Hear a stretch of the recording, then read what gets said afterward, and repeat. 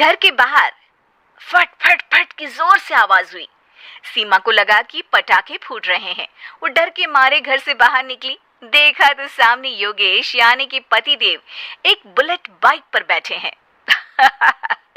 अरे डर गई क्या? बाइक लेकर आया हूँ तुम्हें घुमाने के लिए। सच में? मुझे लगा पटाखे फूट रहे हैं। अरे पटाखे भी फूटेंगे और मिठाई भी बटेगी। माँ को तो बुलाओ। माँ भी बाहर आ जाती है। अरे योगेश बेटा, इतनी जल्दी आ गया? और ये गाड़ी किसकी है? साहब की है? हाँ माँ, तुम्हारा बेटा साहब से कम है क्या? मेरी ही है। अरे बेटा, इतनी बड़ी गाड़ी ले ली, इससे तो तू घोड़ा ही ले लेता। महंगी पड़ी होगी ना? माँ महंगी सस्ती छोड़ो और मिठाई लाया हूँ, गांव में बंटवा दो। अरे बंटवा क्यों दो? पीछे बैठो, गांव में बांट कर आते हैं। सब खुश थे। योगेश गांव के बाहर एक कोयले की खदान में मजदूरी करता था। मेहनत और अकल से उसने वहां ठेकेदारी का काम सीख लिया और सूझबूझ से ठीक ठाक पैसा बनाने लगा। गांव में बात फैल गई कि योगेश के घर धमाका गाड़ी आई है।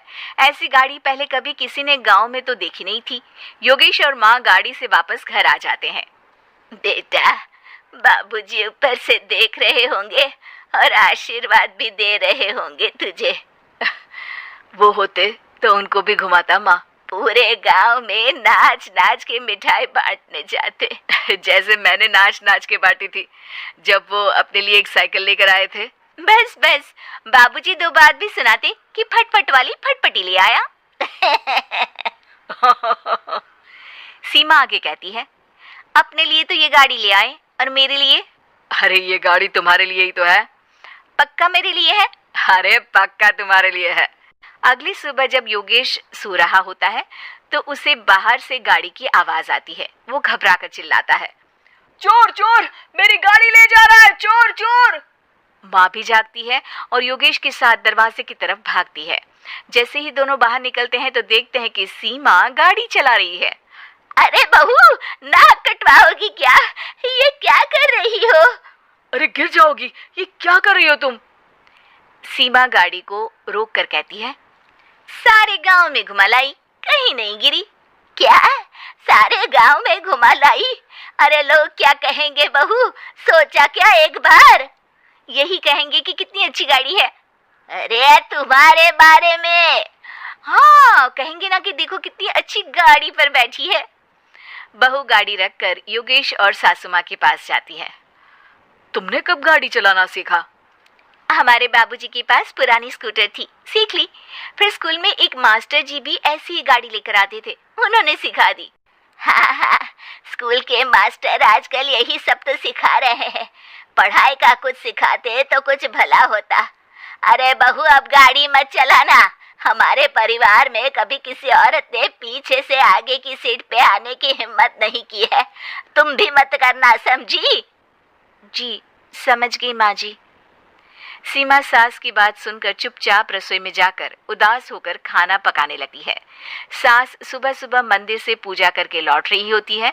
तभी उसे दो औरतें रोक लेती हैं और कहती हैं, अरे बहू को थोड़े अच्छे लक्षण भी सिखा दो। गाड़ी चलाने निकली थी, गांव की मर्यादा का कोई ख्याल नहीं है। वही तो, अरे पैसे आने लगे हैं तो क्या मतलब कि किसी रीति रिवाज को नहीं मानोगे? अरे समाज में रहना है तो समाज के ढंग से ही रहना पड़ता है। अरे लाज भी नहीं आई बहू को? चूल्हे चौके से निकलकर सीधे गाड़ी लेकर चौराहे चबूतरे नाप लिए, फट फट फट करते हुए। अरे कुछ कह देना उसे। अरे ये क्या कहेगी, बूढ़ी सास है, इनकी थोड़ी ना चलती होगी घर में। हाँ, बहू की ही चलती होगी, मर्जी भी और गाड़ी भी। सास सब सुनकर घर आती है और बहू को चिल्ला के बुलाती है, अरे नाक कटवा दी सबके सामने गाड़ी चलाकर। औरत जात गाड़ी नहीं चलाती। शहरों में तो 4 पहियों वाली गाड़ी भी चलाती है और हेलीकॉप्टर, हवाई जहाज भी। शहर में थोड़ी ना रहती हो मैडम साहिबा। आज के बाद गाड़ी से ही नहीं, यूं भी निकलना बंद तुम्हारा घर से। माँ सही कह रही है, कहीं भी जाना हो तो मुझे बता देना, मैं लेकर चलूंगा। आज माँ को तुम्हारे कारण कितनी बातें सुननी पड़ी। इतना कहते हुए योगेश वहां से चला जाता है। बारिश की वजह से कारखाने के रोड पर कीचड़ रहता है, इसीलिए योगेश गाड़ी घर रख कर जाता है और किसी से लिफ्ट लेकर कारखाने पहुंचता है ताकि नई गाड़ी गंदी ना हो। लेकिन शाम को इतनी तेज बारिश होती है कि उसे वापस आने का कोई साधन ही नहीं मिलता। बारिश बढ़ती जाती है। रात के 11 बज जाते हैं। रास्ते में एक नदी का ब्रिज है। अगर उस पर पानी आ गया तो योगेश कारखाने में ही फंस जाएगा। पूरी रात भूखे प्यासे बितानी पड़ेगी। घना अंधेरा, बिजली की कड़कड़ाहट और तेज बारिश। राजेश डर भी रहा था, ठंड से कांप भी रहा था।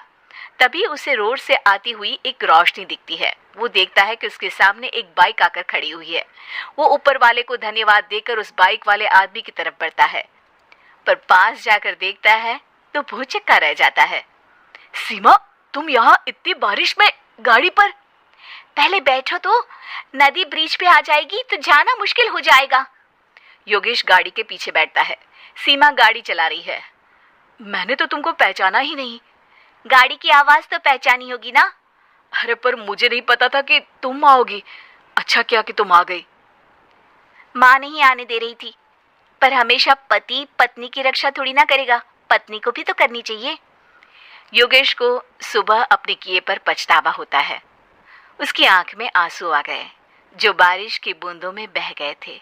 उसके बाद सीमा को सास ने और योगेश ने खुशी खुशी समाज की सीमा लांघने की मंजूरी दे दी।